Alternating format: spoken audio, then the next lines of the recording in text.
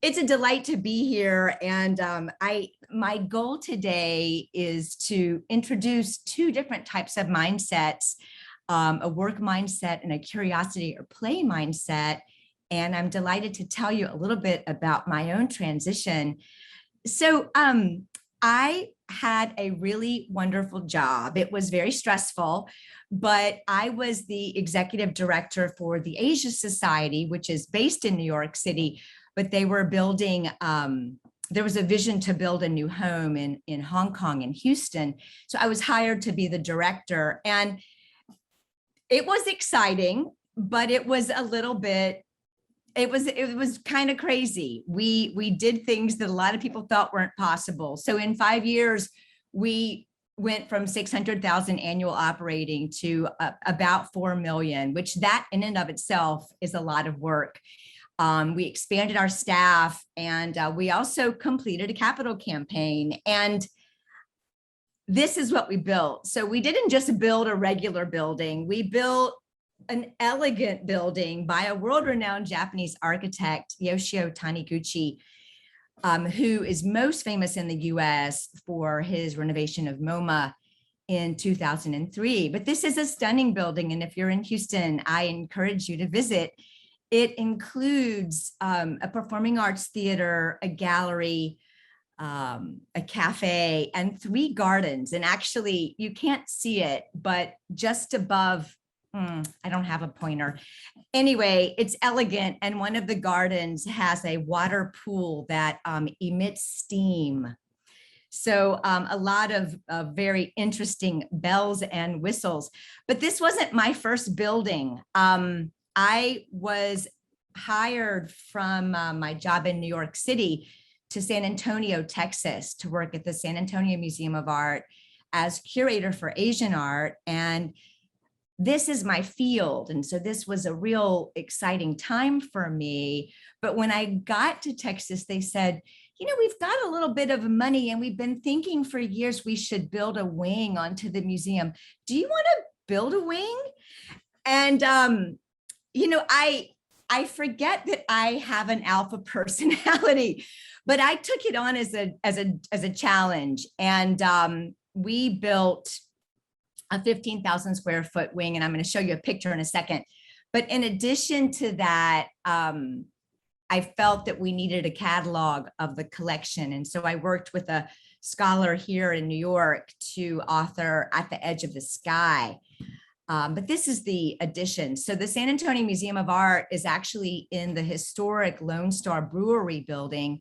And in many ways, like the Tate Modern, the architects who we worked with envisioned a 2-story kind of glass box. And it's a 15,000 square foot addition. And yeah, the work never ended. I used to have dinner with the second shift security guard. It was a lot. And in thinking about these projects and all the work, I remembered those time periods when, you know, I got a blood clot and ended up in the hospital, or I had a panic attack the night before I went on a holiday because I just wasn't used to anything except work. And when I think back on that time period, I realized that my mindset, I've always been light and friendly, but my mindset was very serious. I had no interest in play. I couldn't imagine why you would want to play because there was always so much to do. And I did believe, you know, work is fun. I have to get ahead. And I just decided I wasn't meant to have a balanced life. So I took this chart from Susan Jeffers, who it's called The Grid of Life. And I realized that I just worked all 8 boxes. 1 box I sort of left for everything else because I did occasionally do things, but for the most part, work was number 1 priority. So I actually left my job in Texas and came back to New York. And well, let me go back. I think that you don't have to have 2 capital campaigns in 2 buildings and do all the things I did to feel this kind of, drive that you must do more, that you must be more. I think it's something that a lot of us feel. And actually, I was going to ask if anybody in the chat wants to, but we can wait till later. I don't think I'm getting to receive the chat things right now. But ultimately, I left Houston and came back to New York, and I was excited. I had things I wanted to pursue and a lot of creative projects. And during that time, what's interesting is I did a lot of different things. I wanted to get back into the art field, and I was lucky enough, as I was working on my certification as a Japanese art appraiser, to be able to be invited by the Antiques Roadshow. And I was on 2 episodes, and that was fun, but very serious, very hardcore. I also, I'm an adjunct at NYU, and I taught an Asian art class and some other courses, but I led private tours. The thing I noticed about my time when I first got back from Texas is that although I had more time and I was trying to relax, I still had that very serious alpha drive. I still didn't really respect play or understand the expansive role it could have in my life. But one thing I did do, and this is very interesting because I forgot why we started, but I started going to sing karaoke, and I've studied Japanese pretty much most of my adult life. And I checked in with my friend the other day, and the reason, this is such an alpha thing, the reason I asked her to start singing with me was I wanted to study Japanese. So it wasn't to go have fun.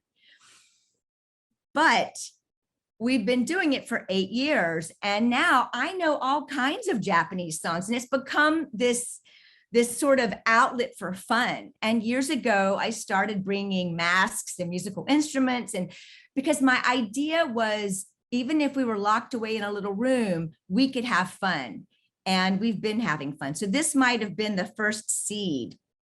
Another thing that I did when I came back to New York was I committed seriously to a daily meditation practice.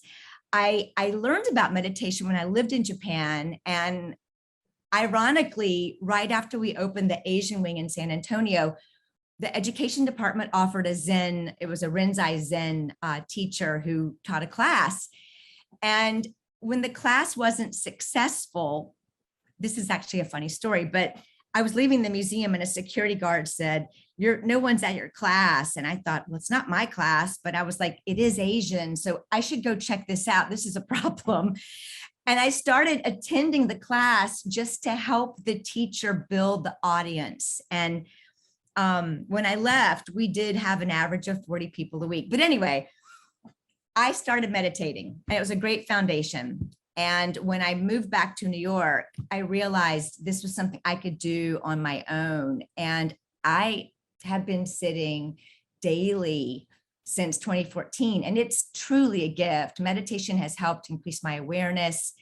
It helps me feel grounded. I'm so grateful that I started on that practice. So then COVID hits, and suddenly all of my plans to lead groups to Japan or to do museum tours just came to a very fast, halt. I had just completed like a $1 million+ Japanese bamboo appraisal. I was exhausted, COVID hits. And about a month later, I realized I really didn't love writing appraisals, and that inside of me, there was this passion to do more with people. And I thought, well, why am I waiting any longer? Just stop writing appraisals and start to pursue working with people, inspiring people. So I planned my first event, and it was still COVID, early days. And, I had stopped writing appraisals, still sitting in meditation. But I decided to offer a sake event, and something about this, I think I was getting outside my comfort zone, but it really triggered something in me. And one night while I was preparing, or during that time, it wasn't a panic attack at all. I was just drawing a bath, but I noticed these voices just wouldn't stop, just obsessing all the details. And I noticed it. And I was like, oh my gosh, this is crazy. The event is free. It's low pressure. And yet I'm still wanting it to be perfect. I'm still hard driving alpha woman. And I thought, I don't want to live like this. I want to enjoy my life. And I started to question my beliefs. And I really wanted to shift from this uber serious mindset. And it took some time. It's not something that I just decided and overnight it happened. It took some time, but I started to learn more. I read books, I asked questions, I went to different support groups. Then I just started practicing, and I started noticing when I had these different thoughts or when I behaved in certain ways, and I started to get curious about it. And so these are some of the things I want to share with you, because I think that curiosity is very powerful. So here are my hacks. Number one, take a closer look. So a few weeks ago, I was walking in Shakespeare Garden. I was probably looking for that plaque in the middle, but then I suddenly noticed that fuzzy stuff, that's fennel. And then in the lower left-hand corner, I noticed chives, and I was like, wow, that's fabulous. Not too long ago, I used my curiosity question technique, which I love. It was raining. I didn't want to go outside. And so I asked this question to myself. I said, well, can I find beauty in the rain? And I thought, okay. So when I went outside, that was my focus. And I discovered this beautiful image of the serrated leaf with these great raindrops. So I just wanted to say really quickly, why curiosity? Well, I love play. But sometimes people they're not ready for play. Play is kind of an extreme thing, but curiosity you can do by yourself. You can do it in your head. And not only that, curiosity, it opens things up where if we typically judge something, we shut it down. And so if you turn it over and you get curious, it becomes this bridge to more expansive, iterative thinking. And you can do it by yourself. You don't have to wear a mask or a boa.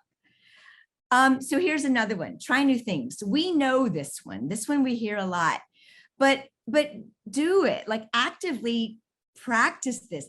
So I was at a Thai place. I didn't realize it was owned by a group of Malaysians. And I tried nasi lemak, and it was fabulous. And this got me excited because I don't know anything about Malaysian food. So daily delights. Because of this tradition, I'm looking for things to be delighted about. And just yesterday, I sat beside a woman with beautiful peonies, and I chatted with her. But I think when we notice and we take a minute to either write it down or take a picture, it reminds us of what an abundant life we're already living. Curiosity cards are great. These are just little cards. I bought them at Staples. And every once in a while, I write in a new hobby, interest, passion. The other day I looked and I added Henry David Thoreau in because I don't know as much about his writing. I'm curious about catnip. It looks a lot like mint, but this is something everybody can do. And by doing it, you actually can have fun coming up with the things you're curious about.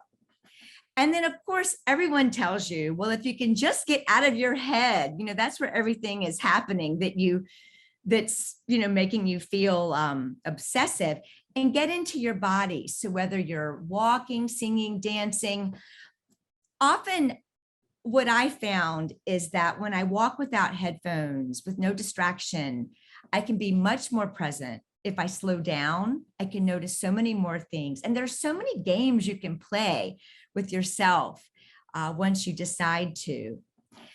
You can put a song on and start dancing in your kitchen or wherever. I have all kinds of challenges around trying, different postures and gestures. Get creative. If you don't really want to move, you can still get in your body. You can notice how certain foods taste. This is where my interest in sake, one of the sort of the themes was around noticing taste. And it's a wonderful way to be in your body and out of your head. So here's just a quick summary. I think when we can find more ways to be playful and curious, we can challenge those mindsets, or we can shift them, or you can just explore your thought patterns, but it gives you some tools that you can use. This is another book, The Art of Noticing. There are many books, but this is a good one with lots of exercises. And actually, I'm going to read a quick exercise.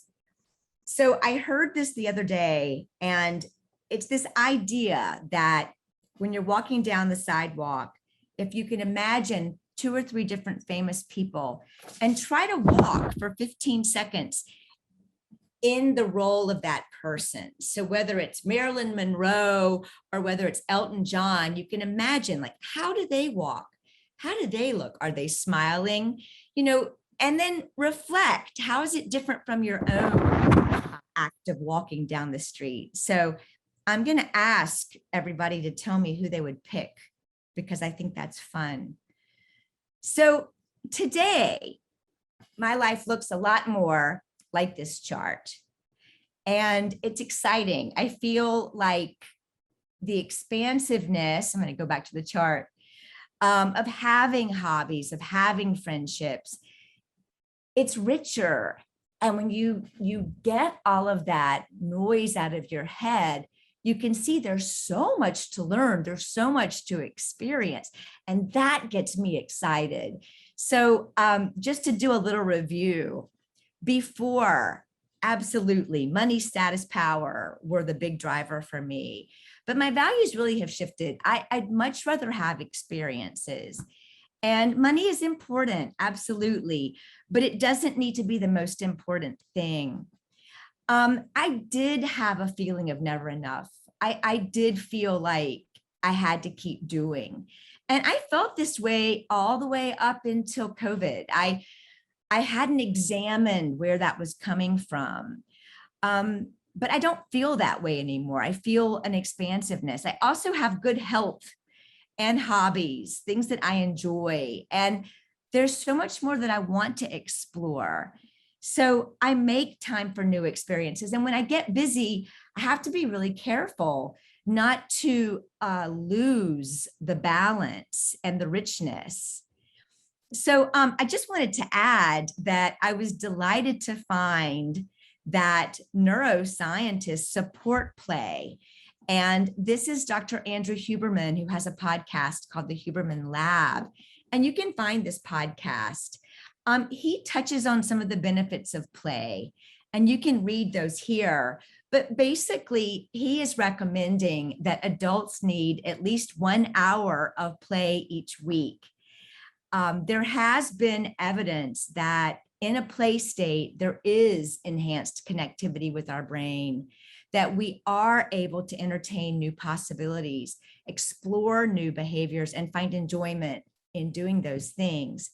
I think we do become better learners. And I think we do, I don't know, we just expand more when we play. Laughing's important too. And I really wasn't focused on laughing. I'm grateful to Lori for reminding me. I think just the last one alone is enough for me to go find reasons to laugh. Anytime I can support my immune system, relieving stress, soothing tension, I actually want to think more about laughter because I haven't thought about it. And I think it's something that can help me a lot. So I believe that expansion is possible, and it's true. Our comfort zone is a much safer place, but there's so much more that we can discover when we just get out of your comfort zone. Why not try getting a little more curious and see what's possible? I think it is where the magic happens. And I guess what I would say in just kind of wrapping some of this up is we can live more fully. And I think COVID has taught us that, we do have one precious life and we do want to use it.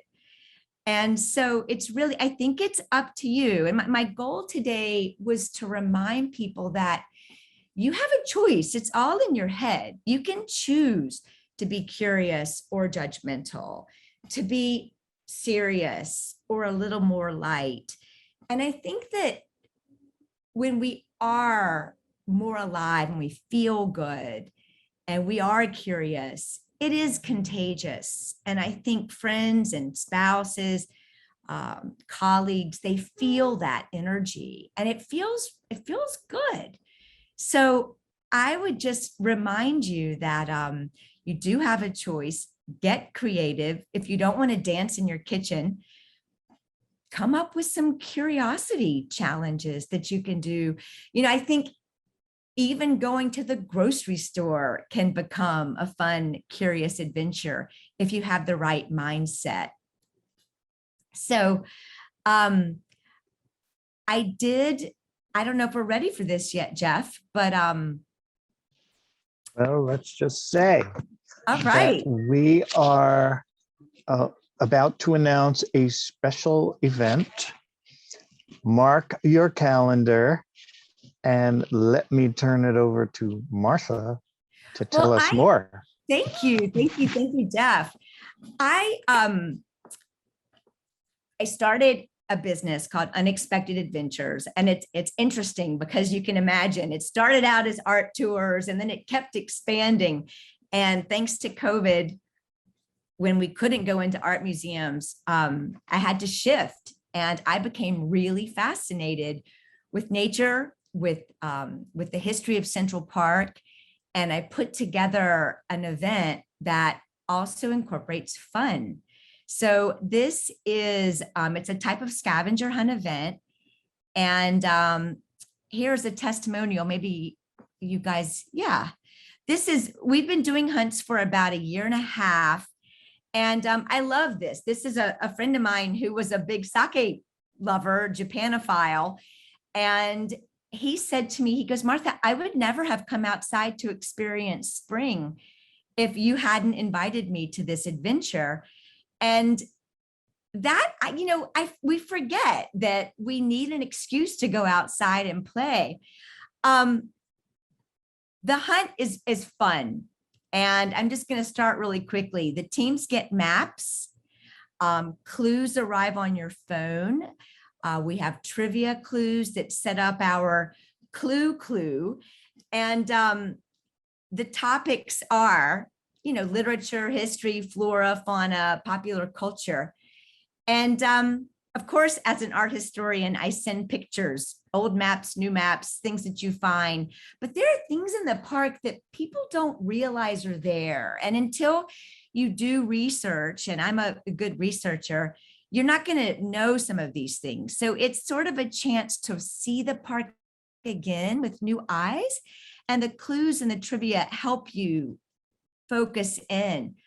But you work together with other people, and we actually have roles. So we have the map reader, the timekeeper, the person who brings the fun, the creative director, the videographer, and the administrator. I purposely designed the hunt so that the roles are equal, because I don't want one person driving. I think we all want to see the synergy that comes from a group of people collaborating. And you can see just how different the team energy is. The team on the right was very relaxed and introspective, and the team on the left was hardcore. They were and fearless. So it's interesting to see what they produce, what teams can do when they're put together. Some teams get really inspired. This was another team, and one of their members was having a birthday. And ironically, this woman happened to have a marker in her purse. She said, "Write happy birthday, Peter, on my shirt." So people, it kind of gives people a chance to have fun. We do have an award ceremony at the end. The hunt is about an hour and a half. We go across Central Park. It's in the northern part of the park. It's one of the most beautiful sections. And I'm continuously amazed when people say to me, native New Yorkers, "I didn't know this section of the park even existed." So we go through sort of a foresty part where we'll see creeks and waterfalls. But at the end, we have an award ceremony. We give everybody a break. And we actually have 6 different awards. I'm going to tell you what they are. So it's not a race. That was another thing we did, was I took out the time element, because I'd rather people enjoy, discover, and have a good time together. You can win the overall points. I'm going to go back. We do have fastest time as an award. We have best naturalist, most unusual, which can be anything, most dramatic performance. So there is a performance. There are actually 2. Most artistic, and then the overall winner is the smartest person, who gets the team that gets the most points. But this is fun. And it hit me one day, actually, during seated meditation. It occurred to me that we need to have a person who brings the fun. And so we have a bag that person carries that's filled with boas and crowns and all different silly things, musical instruments, so that people can play together. And yeah, I think one of the things that happens is people arrive and they're not angry, but they're not smiling during the hunt. And by the end, everybody's smiling. And it's just a lot of fun.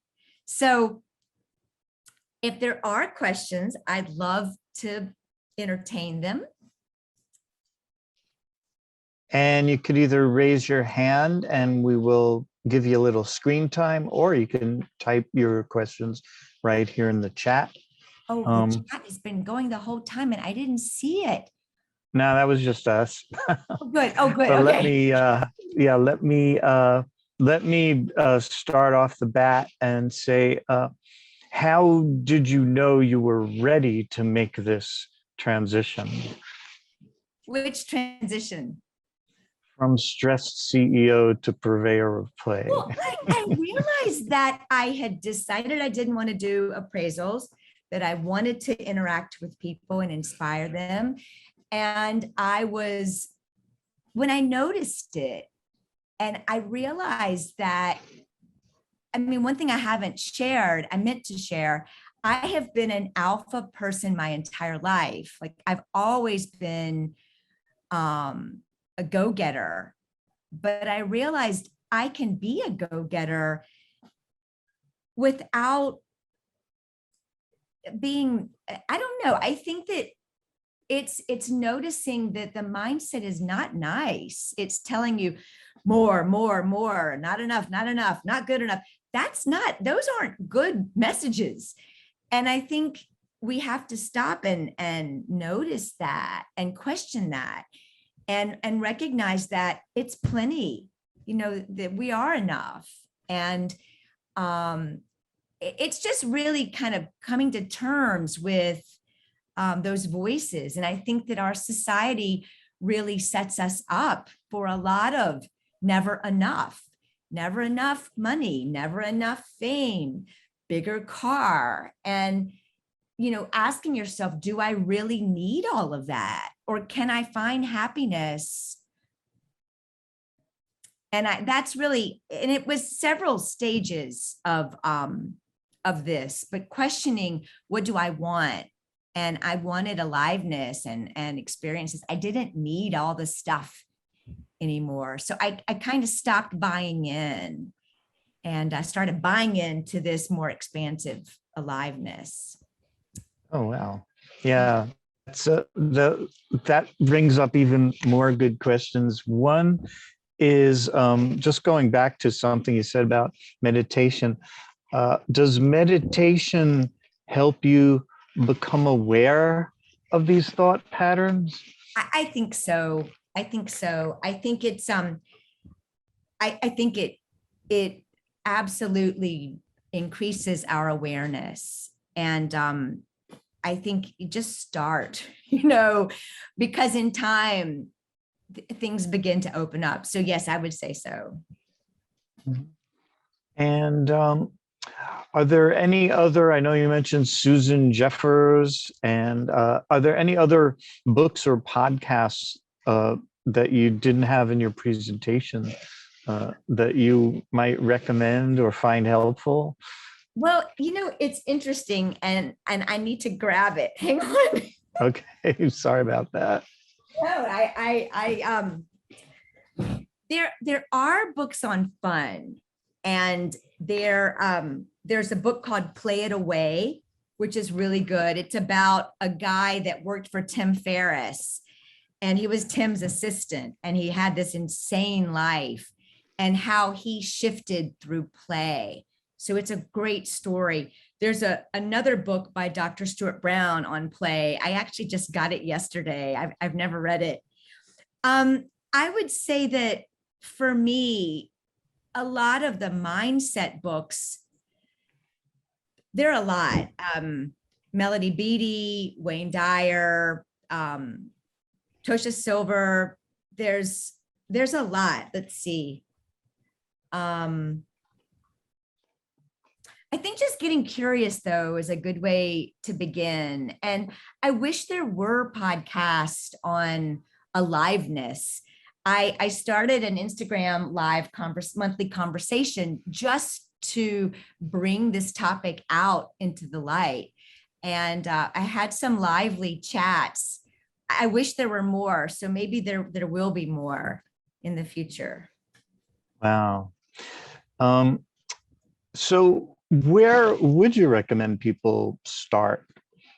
What's the first thing? You have to ask yourself. I think it's some of the tips that I gave are really good. You could just decide that when you walk back to the subway, you're going to try to notice everything that's yellow, or notice all the security cameras, or notice when you're on the subway.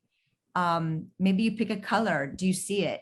But just starting to play games with yourself. And when you notice like a negative energy, ask yourself a question about it. What's this energy? What's it doing? What's it trying to tell me? Do I want it? But I think playing games and also just going out into nature, I think is really, really good. Getting curious in nature. Wow. How much? Go ahead, Laurie. You had a question. I promised not to talk over you, Jeff, and here I am. I did it. But I had to jump in because this morning I got up and I took a 45-minute walk through Riverside Park, and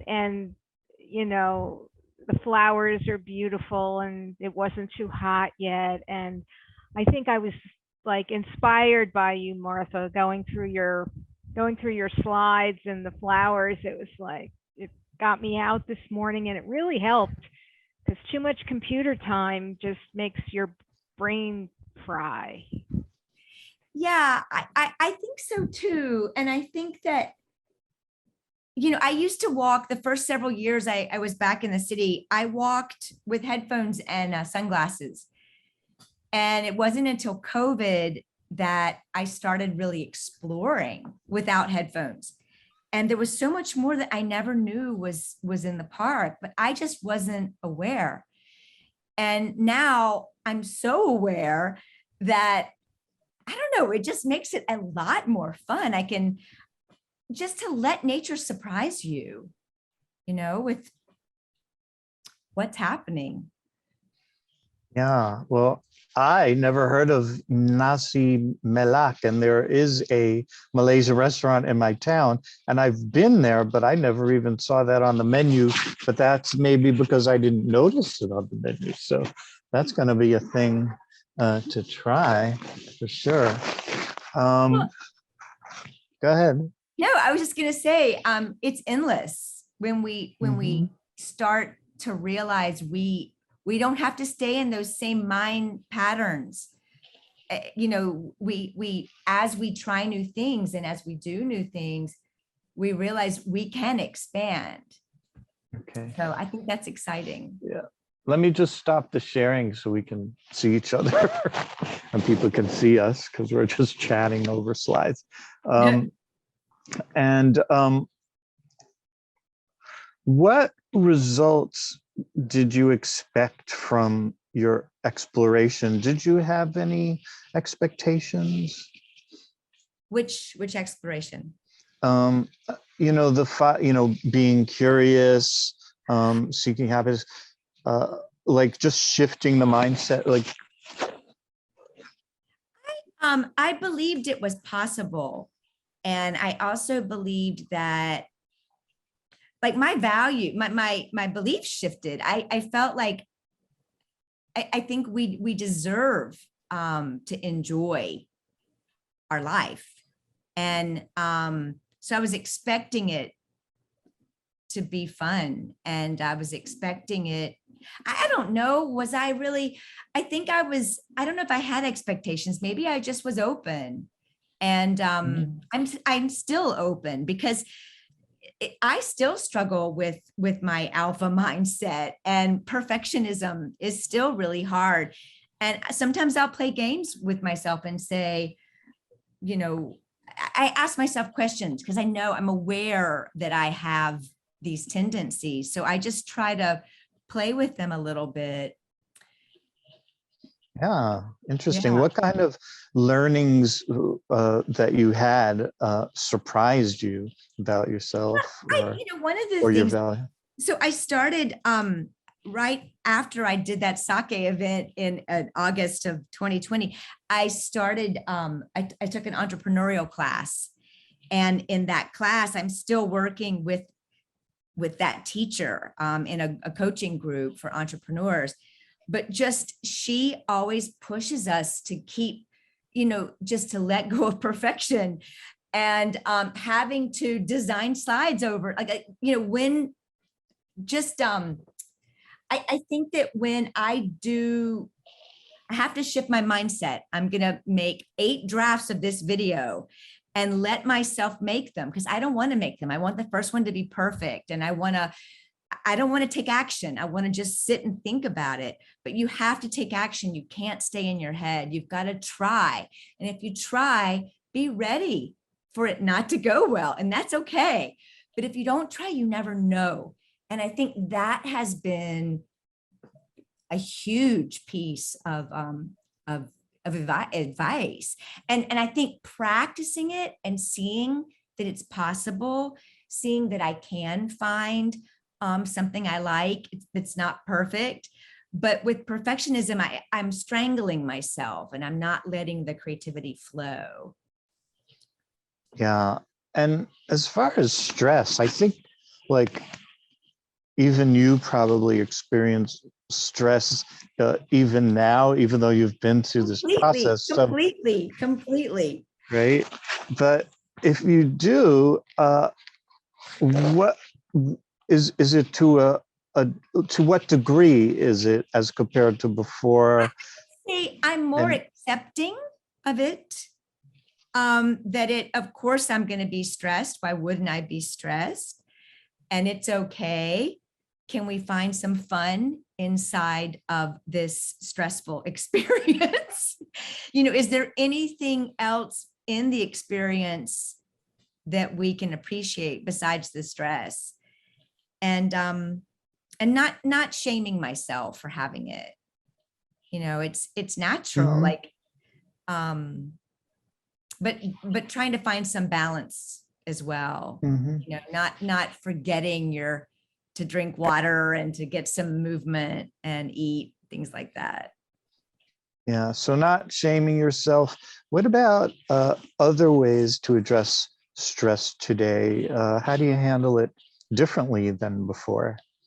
Um, honestly, I And think you've got to talk about it. You've got to, mhm, yeah. Um, and you can write about it. I mean, there are a lot of people who talk about this. So, but I think writing, talking, honestly, just opening up channels for new thoughts, for hmm, new opportunities. So we're gonna yeah. go have fun soon, right? On the Yes, we scavenger. are. Would you like to go back to the slide deck? Yeah, let's do it. Okay. All right. And now it's time for the big reveal. Okay. So I guess I could just start and generally say, mark your calendar. It's an in-person outdoor event for Saturday, June 25th. And we need you to do the share screen thing. Hope you can Oh, right. I'm uh, sorry. Let me do it. Let me do it. Let me get do that. it. I'm just listening to your, oh no, happened again. Hang on. Hang on. There it is. There we go. Okay, great. So we have an event planned.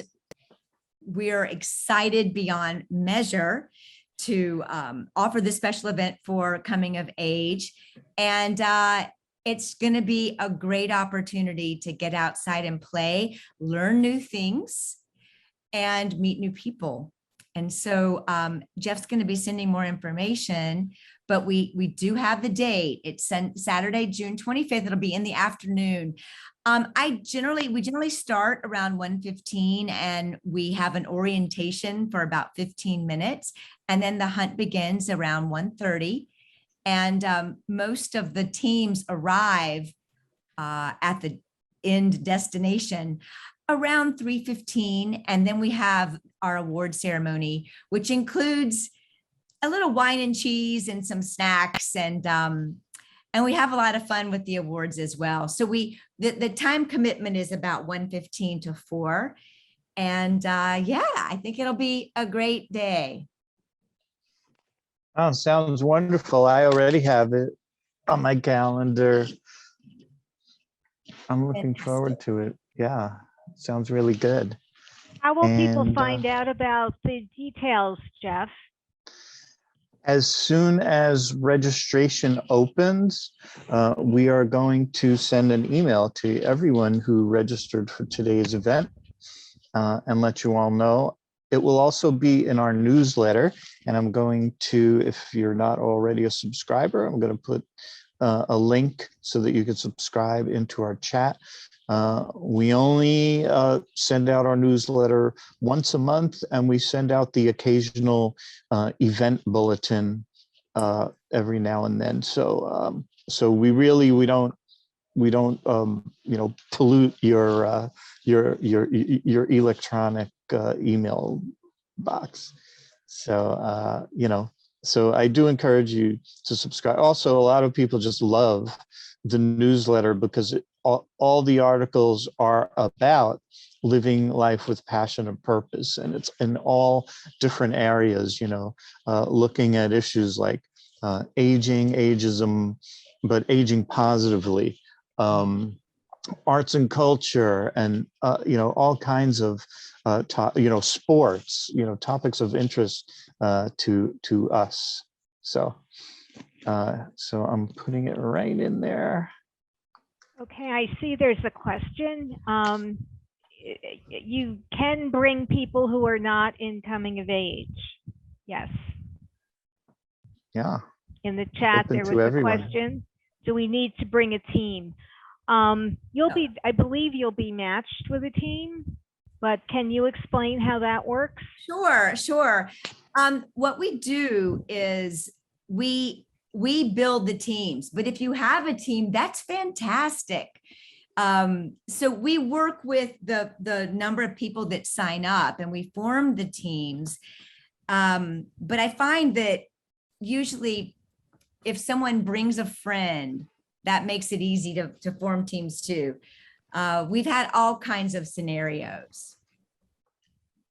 And I think we would encourage you to invite your friends to sign up for the Coming of Age newsletter, because that is, you know, of The main interest. If it's- avenue, yeah, of communicating all these great events and things happening. Yeah.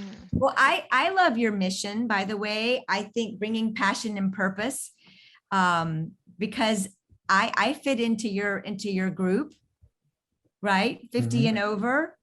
Yes, And I think that we have a lot to look forward to in our lives, and we have a lot of new opportunities to not just learn things intellectually, but to learn by doing and having these activities where we get to play.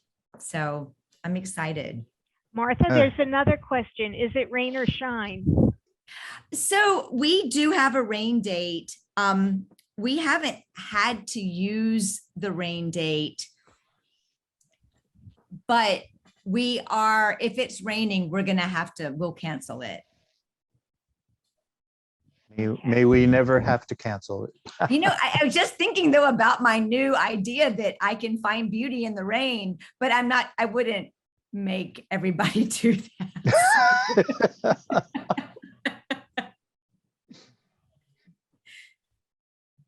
That's great. Okay. Anything else from the folks in the audience?